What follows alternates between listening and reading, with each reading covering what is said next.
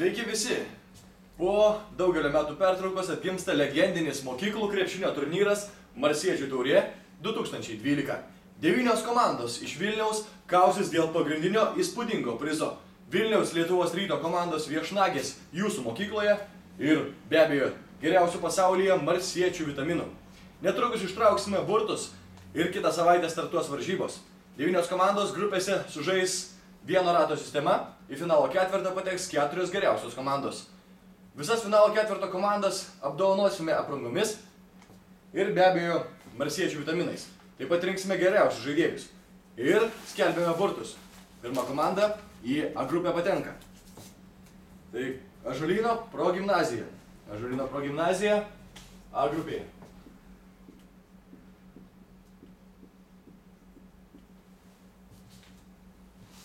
Dar viena lemtinga akimirka ir B grupės komanda.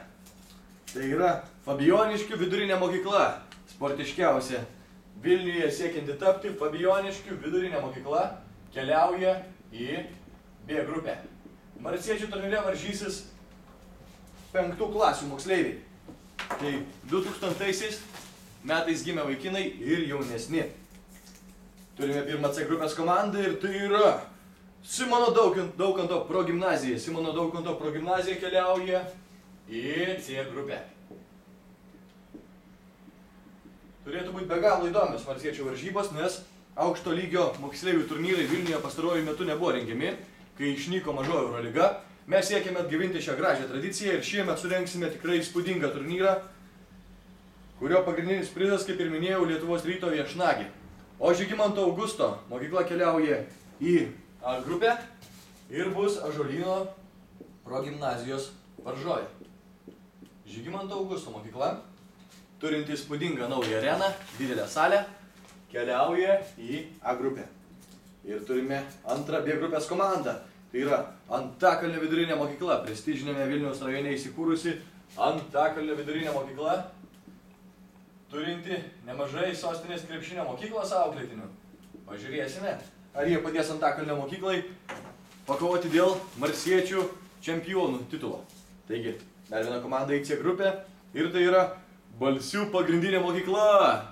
Balsiai turės didelį aikštės pranašumą, nes yra šiek tiek toliau nuo Vilniaus ir ten nuvažiavusios komandos susidurs su didžiuliu varžovų sirgalių spaudimu. Pažiūrėsime, kaip vaikams pavyks susitvarkyti. Dabar keliaujame į A grupę ir turime paskutinę komandą, kuri bus Ąžuolyno ir Žygimanto Augusto varžovė. Tai yra Šeškinės vidurinė mokykla. Šią mokyklą baigiau ir aš. Labai džiaugiuosi ir tikiuosi, kad Šeškinės komanda taip pat eis tolyn su trenerė Eidukevičienė. Taigi Šeškinės vidurinė mokykla. Jai bus visai šalia Žygimanto Augusto ir teks nuvažiuoti į Ąžuolyno mokyklą Lazdynuose. Ir paskutinė B grupės komanda yra Riešės gimnazija. Dar viena mokykla, kuri šiemet suteikė sąlygas sostinės krepšinio mokyklai sportuoti jų salėje, treniruoti šios mokyklos moksleivius. Ten dirba Otas Majeras, mes esame labai laimingi ir atsidėkodami toms mokykloms už tai, kad suteikė sostinės krepšinio mokyklai arenas, rengėme šį gražų čempionatą, kuriame vaikai tikrai patirs daug gerų emocijų. Taigi, Petro Vileišio progimnazija keliauja į C grupę ir atrodo, kad mes jau turime visas 9 mokyklas, kurios startuos pirmame Marsiečių čempionate po ilgos pertraukos atgimstančiame vėl Vilniuje. Taigi, dar kartą apžvelkime grupės.